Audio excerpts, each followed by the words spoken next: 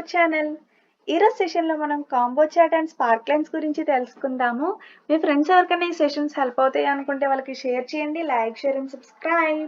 Okay, ఇంక late చేయకుండా సెషన్‌లోకి వెళ్ళిపోదాం. First combo chat.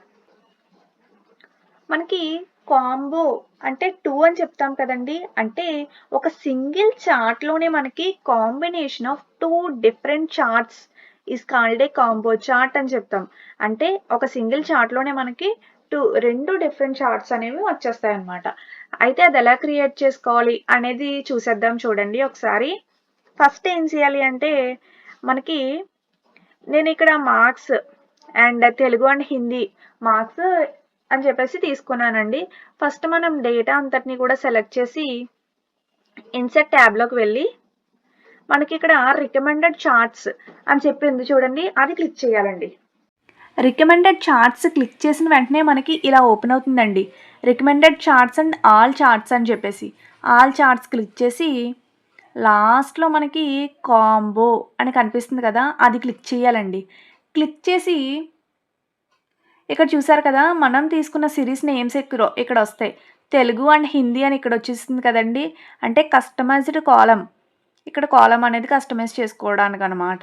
అంటే మనం ఏదైనా పెట్టుకోవచ్చు. ఇక్కడ గ్రాఫ్ అనేది మనం ఏదైనా సెలెక్ట్ చేసుకోవచ్చు అనమాట. లైన్కి అలా 2 డిఫరెంట్ చార్ట్స్ అనేవి మనకి ఇక్కడ వస్తాయన్నమాట. మనకి చార్ట్ అనేది ఓకే అనుకుంటే మనం ఓకే క్లిక్ చేసేస్తాం. ఇక్కడ చూసారు కదా, మనకి combination of bar graph and line chart అనేవి 2 డిఫరెంట్ కాంబినేషన్ ఆఫ్ చార్ట్స్ అనేవి ఒక సింగిల్ చార్ట్లోనే మనకి వచ్చేసినాయి అనమాట. ఇలా మనం కాంబో చార్ట్స్ అనే దాటిని కూడా క్రియేట్ చేసుకోవచ్చు అనమాట. ఇది కాంబో చార్ట్ క్రియేట్ చేసుకునే విధానం. ఇక్కడ మనం నేమ్ అనేది మార్చుకుంటాం. ఏమని మార్క్స్ అని చెప్పేసి ఇలా మనం డిఫరెంట్ మార్క్స్ అయినా లేకపోతే దేనికైనా సరే మనం యూజ్ చేసుకోవచ్చు కాంబో చార్ట్స్ కావాలి అనుకున్నప్పుడు. నెక్స్ట్ మనకి స్పార్క్ లైన్స్ అండి.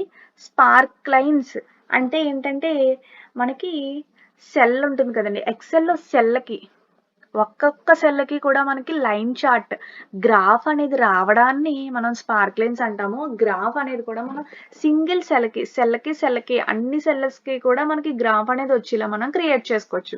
అయితే ఇప్పుడు దాన్ని ఎలా క్రియేట్ చేసుకోవాలి అనేది చూపిస్తాను చూడండి. ఇక్కడ మనకి స్పార్క్ లైన్స్ ఏ సెల్స్లో అయితే రావాలో మనకి అది కూడా మనకి టేబుల్లో ఇంక్లూడ్ చేసేసుకోవాలండి. దాంతోపాటు టేబుల్ అనేది క్రియేట్ చేసేసుకోవాలి. నెక్స్ట్ ఏ సెల్స్లో మనకి లైన్ కావాలో సెలెక్ట్ చేస్తాము. ఇన్సెట్లోకి వెళ్తాము. ఇక్కడ స్పార్క్ లైన్స్ చూసారా, అక్కడ లైన్ అనే దాన్ని సెలెక్ట్ చేస్తాము. సెలెక్ట్ చేస్తే మనకి రేంజ్ అడుగుద్దండి. రేంజ్ అనే దాన్ని సెలెక్ట్ చేసుకుంటాము. ఇక్కడ మీకు స్క్రీన్ మీద విజిబుల్ అవ్వట్లేదు. ఓకే క్లిక్ చేస్తే చూసారు కదా, మనకి స్పార్క్ లైన్స్ లైన్ చార్ట్ అనేది ప్రతి సెల్కి వచ్చేసింది. ఇక్కడ మనం కలర్స్ అనేవి చేంజ్ చేసుకోవచ్చు. ఇలా మనం కలర్స్ అనేవి చేంజ్ చేసుకోవచ్చు అనమాట. ఇలా చూసారు కదా. నెక్స్ట్ ఇన్సెట్లోకి వెళ్తే మనకి 3 టైప్స్ అండి ఇవి కాలమ్స్. మళ్ళీ సెల్స్ని సెలెక్ట్ చేస్తాము. డేటా రేంజ్ అడుగుతుంది, అది ఓకే చేస్తే చూసారు కదా కాలం వచ్చిందనమాట. ఇప్పుడు ఇందులో కూడా మనం కలర్స్ చేంజ్ చేసుకోవచ్చు. నెక్స్ట్ మళ్ళీ డేటాని సెలెక్ట్ చేసుకుంటాము. ఇందులో 3 టైప్స్ కదా, ఒక్కొక్క దాని గురించి చెప్తున్నాను అనమాట మీకు. నెక్స్ట్ మళ్ళీ ఇన్సర్ట్లోకి వెళ్తాము. థర్డ్ ఆప్షన్ ఏంటి మనకి విన్నర్ లాస్ కదండి, అది క్లిక్ చేసిన తర్వాత సేమ్ మళ్ళీ మనకి డేటా రేంజ్ అనేది అడుగుద్ది అనమాట. రేంజ్ అనేది సెలెక్ట్ చేస్తాము. ఓకే క్లిక్ చేస్తే మనకి విన్నర్ లాస్ అంటే అప్ అండ్ డౌన్స్ కింద వస్తాయన్నమాట. ఇక్కడ చిన్న సెల్స్ కాబట్టి ఇది కొంచెం క్లారిటీగా కనిపించదు.